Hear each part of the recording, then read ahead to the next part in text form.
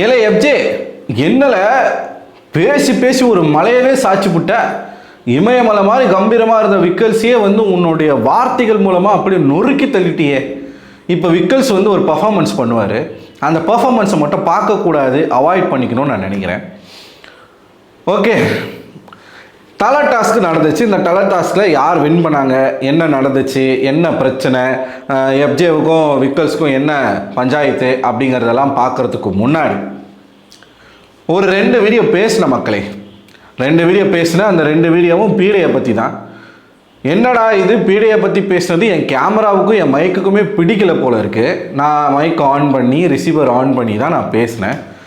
இங்கேருந்து நான் கேமராவில் வந்து பார்த்துட்ருக்கேன், ஆடியோ பிக்கப் ஆகிட்டு தான் இருக்குது. அப்படி தான் போன 2 வீடியோவும் பேசினேன். ஆனால் எடிட் பண்ணலான்னு சொல்லிட்டு எடுத்து நான் போட்டு பார்த்தா இவன் எதுக்கு தலை ரூமில் படுத்துக்கிட்டு இருக்கா? ஓ ரைட்டு, பார்வதி இன்னையில இருந்தே தலை ரூமில் படுக்க ஆரம்பித்து விட்டார். அதாவது அர்ப்பனுக்கு வாழ்வு வந்த அர்த்தராத்திரியிலும் குடைபிடிப்பான் அப்படின்னு சொல்லுவாங்க. இவங்க அர்த்தராத்திரியில் குடைபிடிக்கிறதுக்கு பதிலாக பார்வதி வேற எதையோ பிடிச்சிக்கிட்டு இருக்காங்க போல இருக்கு. ஸோ கிளுகிளுப்பா குழுகுழுப்பா கமருதன் வந்து அப்படி இருக்கிறாப்புல. கமருதன் தான் அடுத்த வாரம் தலையாயிட்டார். சரி வருவோம். பீடையை பற்றி பேசின 2 வீடியோ வந்து ஆடியோ வரலைங்க. அது முடிஞ்சு போச்சு, லைவில் வந்து நடந்துருச்சு. இப்போ பேசலாமா பேச வேணாமா, ஓடுமா ஓடாதா, பார்ப்பாங்களா பார்க்க மாட்டாங்களா, எனக்கு ஒரே கன்ஃபியூஷனாக இருக்குது. நீங்கள் சொல்லுங்கள் ப்ரோ, நீங்கள் பீடையை பற்றி நீங்கள் பேசுங்க ப்ரோ, என்ன பேசினாலும் நான் கேட்க ரெடி அப்படின்னு நீங்கள் சொன்னீங்கன்னா அடுத்ததான் நான் பீடைக்கு ஒரு வீடியோ போடுறேன். ஒன்றும் இல்லை, திவ்யா வர்சஸ் பீடையினுடைய ஒரு சம்பவம், அதை பற்றி நம்ம கொஞ்சம் நம்மளோட கருத்து கொஞ்சம் இருக்குது சொல்கிறதுக்கு, சொல்லலாம்னு நினைக்கிறேன். நீங்கள் சொல்லுங்கள் சரியா? ஸோ வீட்டு தலையாக அடுத்த வாரம் தேர்வு செய்யப்பட்டிருக்கிறார் கமருதீன் அவர்கள். என்ன டாஸ்க் அப்படின்னு பார்த்தீங்கன்னா, முதல் முறையாக ஒரு நல்ல ஃபிசிக்கல் டாஸ்க் தலை போட்டிக்கு. அதுவும் இன்றைக்கே நடந்திருக்கு பாருங்களேன். அடுத்த வாரம் ஃபேமிலி ரவுண்டு, மண்டேலேருந்து ஃபேமிலி வர போகிறாங்களா என்னன்னு தெரில. எப்பயுமே மண்டே மார்னிங் தான் தலை டாஸ்க் வைப்பாங்க. நாமினேஷன் ப்ராசஸ் எல்லாமே நடக்கிறதுக்கு முன்னாடி வச்சுருவாங்க. பட் இன்றைக்கி வந்து வெள்ளிக்கிழமையே வச்சுட்டாங்க. எதுக்கு, என்ன ஸ்ட்ராட்டஜி ஒரு இலவும் புரியலை. ஒன்று என்ன டாஸ்க் அப்படின்னு பார்த்தீங்கன்னா, இந்த டாஸ்கில் 8 பேர் கலந்துக்கணும். 4 பேர் இந்த வாரம் டாஸ்கில் வின் பண்ண ஆட்கள். கமருதீன், பார்வதி, ஆதிரை, அதுக்கப்புறமா கனி. சீரியஸாக சொல்கிறேன், கனி வந்து அவங்க மேலே நமக்கு மாற்று கருத்து இருக்குது. இந்த கேங்கு குரூப்பு இதெல்லாம் தாண்டி ஒரு நல்ல ஒரு பயங்கரமான ஒரு பிளேயர். அவங்க வயசுக்கு ஒரு பொண்ணாக இருந்துக்கிட்டு கமருதீன் கூட அவங்க போட்ட சண்டை இருக்குது பாருங்கள், அவங்க கொடுத்த டஃப்பு சீரியஸ்லி பாராட்டணும்ல. அந்த அளவுக்கு பயங்கரமான ஒரு டஃப்பான ஒரு காம்படிஷனாக கொடுத்தாங்க கமருதீனுக்கு. சரியா? ஸோ இந்த டாஸ்க் என்ன அப்படின்னு பார்த்தீங்கன்னா, ஒவ்வொருத்தரும் காலில் வந்து 2 பலூனை கட்டிக்கணுங்க. ஒரு நிமிஷம், இந்த பீடை வந்து ஐயோ போயிடுச்சே, ஸ்க்ரீன்ஷாட் எடுக்கணும். அப்போ தான் தம்ப்நெயிலில் ஃபோட்டோ வைக்க முடியும். பீடை நேராக போயிடுச்சு தலை ரூமில் படுக்கிறது. கமருதீன் தான் அடுத்த வாரத்தால், இந்த வாரத்தால் ஜெயிலில் இருக்கிறாரு. மேடம் போயிட்டு பெட்டில் படுத்துக்கிட்டாங்க. மேடம்க்கு பக்கத்தில் அவங்க வளர்க்குற நாய் கமருதீன் உட்காந்துருக்கு பக்கத்தில். இதுக்கப்புறம் என்ன அட்டூழியம் பண்ண போகிறாங்களோ தெரியலையா ஈஸ்வரா. சரி, 4 பேரும் அவங்க காலில் 2 பலூனை கட்டிக்கணும். மொத்தம் 4 பலூன். அவங்களுக்கு டிஃபெண்ட் பண்ணுறதுக்கு ஒரு ஆள், ஹெல்ப்பர் அப்படின்னு சொல்லிட்டு ஒரு ஆள் கொடுத்துருக்காங்க. ஸோ அவங்களே சூஸ் பண்ணிக்கலாம். இந்த போட்டியின் நடுவர் வந்து திவ்யா. ஆதிரை சூஸ் பண்ணுறது எப்ஜே. முதல்ல ஆதிரை வந்து விக்கல்ஸை தான் சூஸ் பண்ணாங்க. பட் விக்கல்ஸ் வந்து கனிக்கு சப்போர்ட்டாக போயிட்டாப்புல. கனிக்கு வந்து விக்கல்ஸு, கமருதீனுக்கு வந்து நம்ம சபரி, அதுக்கப்புறமா அமித் வந்து பார்வதிக்கு. இவங்க தான் சப்போர்ட்டர்ஸ். என்ன டாஸ்க் அப்படின்னு பார்த்தீங்கன்னா, இந்த 8 பேரும் ஆக்டிவிட்டி ஏரியாவில் பஸர் அடிப்பாங்க.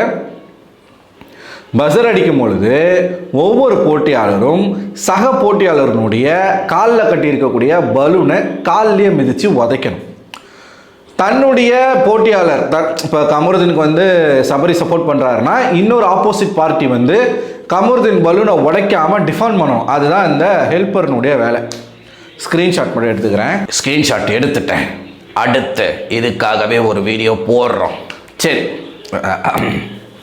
சரி, இவன் எதுக்குங்க தலை ரூமில் போய் படுத்துக்கிட்டு இருக்கா?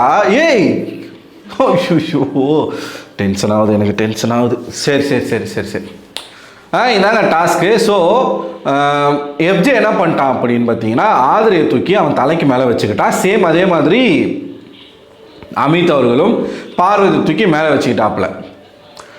விக்கல்ஸ் என்ன பண்ணிட்டார், அந்த இடத்துல பின்னாடி வந்து எஃப்ஜேவுடைய காலை பிடிச்சி வாரி விட்டார். தலை மேலே அவங்க இருக்காங்க, ஆதிரி இருக்காங்க. ஸோ வாரி விட்டவொடனே கீழே 2 பேரும் விழ பார்த்துட்டாங்க. இவங்க ஆதிரி வந்து கையை வச்சுட்டாங்க தரையில். கையை வச்சு ஒருவேளை கை வைக்கல அப்படின்னா நேரடியாக அவங்களுடைய மண்டை தான் போய் மோதி இருக்கும். புரியுதா? எக்குத்தப்பா என்ன வேணாலும் ஆயிருக்கலாம். பட் கொஞ்சம் கான்சியஸாக இருந்ததுனால அந்த ஒரு பெரிய ஒரு அடிப்பட வேண்டியது தப்பிச்சிருச்சு. ஓகே, இது நடந்தது. இது நடந்த உடனே எஃப்ஜே வந்து செம்ம காண்டாயிட்டு பயங்கரமாக கத்த ஆரம்பிச்சிட்டான். நல்லவ மாதிரி பேச வேண்டியது, டாஸ்க்குன்னு வந்தால் இந்த மாதிரி விளையாட வேண்டியது. ஒரு வார்த்தை சொன்னால் பாருங்க, நீ பல்காக இருக்கிறன்றதுக்காக நீ வந்து இந்த மாதிரிலாம் ஹாஷா விளையாண்ட அப்படின்னா அப்போ வந்து நல்லவ மாதிரி நான் வந்து பிக் பாஸை மதிப்பேன், அதை பண்ணுவேன் இதை பண்ணுவேன், நல்ல விஷயம் எதுக்கு போடுற? என்ன கத்துறேன்றீங்க, பேசுகிறேன்றீங்க. நான் கூட இந்த மாதிரிலாம் டாஸ்கில் பண்ண மாட்டேன், ஆனால் நீ இந்த மாதிரிலாம் கேவலமாக பண்ணிவிட்டு நல்ல விஷயம் போட்டு அடின்னு அடிச்சுக்கிட்டே இருக்கான் உள்ளே இருந்து. அதுக்கப்புறம் என்ன பண்ணியிருக்காரு விக்கல்ஸ், ஆக்சுவலாக ஹெல்ப்பர் வந்து பலூன் உடைக்கக்கூடாது, அவங்க வந்து டிஃபெண்ட் மட்டும் தான் பண்ணணும். கேம் விளையாடுறவங்க மட்டும்தான் சக போட்டியாளர்களுடைய பலூனை உடைக்கணும்.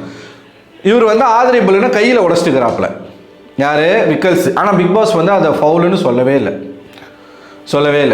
சரிங்களா? இது டாஸ்க் நடக்குது. கடைசியில் கமருதனும் இவங்களும் தான் நிற்கிறாங்க, கனியும். 2 பேர் அவுட்டு. பார்வதியை வந்து கமருதன் உடைச்சிட்டான். இந்த பீடையை பொறுத்த வரைக்கும் கமருதன் எதுவாக இருந்தாலும் பார்வதிக்கு விட்டு கொடுக்கணும் அப்படின்னு நினைக்கிறாங்க. கேமில் பார்வதிக்கு ஃபேவராக அவன் நடந்துக்கணும், அவன் எல்லாத்தையும் விட்டு கொடுக்கணும், இந்த டல டாஸ்கையும் விட்டு கொடுக்கணும்னு நினைக்கிறாங்க. நான் அடுத்த வீடியோவில் அதை பற்றி கிளியராக பேசுகிறேன். காலையிலேருந்து அந்த ஒரு பஞ்சாயத்து போயிட்டே இருக்கு 2 பேருக்குள்ளேயும். ஓகேவா? ஸோ இது நடக்குது.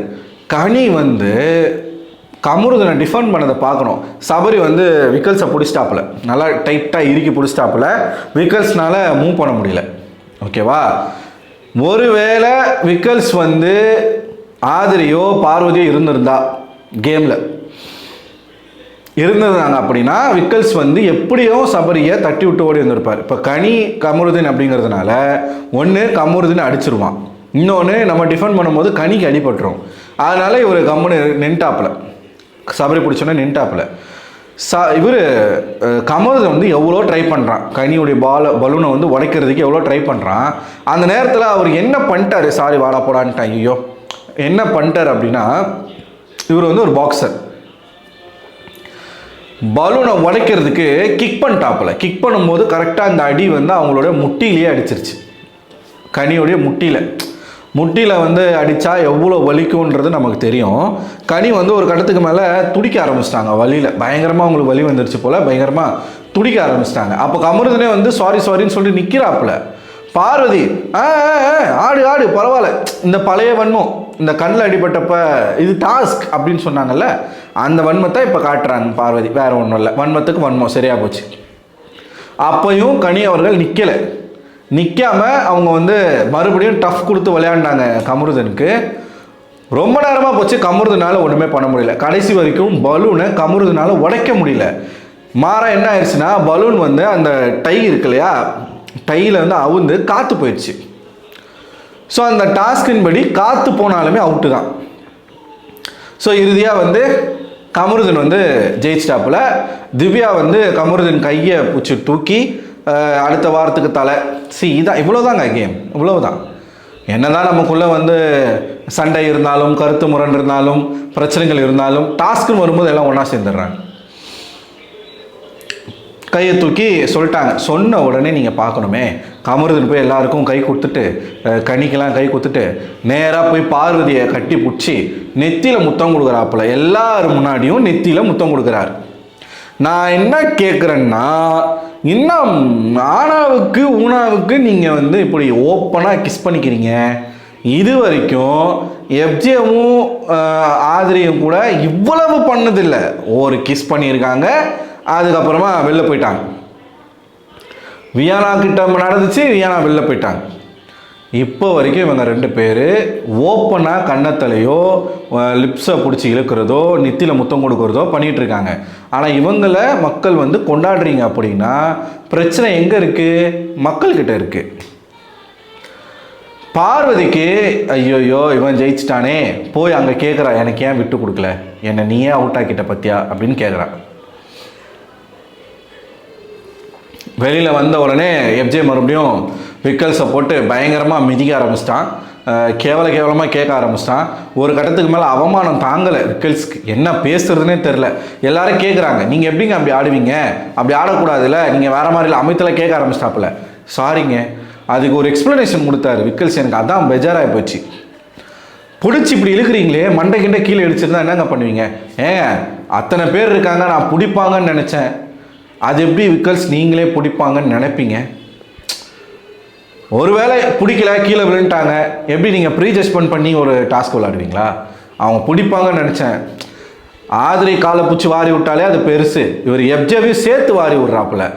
எஃப்ஜே ஆதிரை வெயிட் எஃப்ஜே மேலே இருக்குது, ப்ளஸ் அவ்வளோ ஹைட்லேருந்து அவங்க கீழே விழும்போது அந்த ஃபோர்ஸ் ஜாஸ்தியாக இருக்கும்ல, கிராவிடேஷன் அதிகமாக இருக்கும். விழுற வேகத்தில் மண்டையோ பல்லோ மூக்கோ ஏதோ ஒன்று உடஞ்சி போச்சு, என்ன பண்ணுவீங்க? இல்லை இப்படி கை வச்சு பிடிக்கும்போது கை உடஞ்சிருச்சு.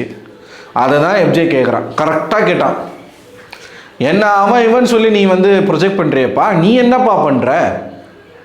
விக்கல்ஸ் போயிட்டு விட்டால் காலில் தான் விழலை, கையெடுத்து கும்பிட்றாப்புல எல்லாரும், என்னை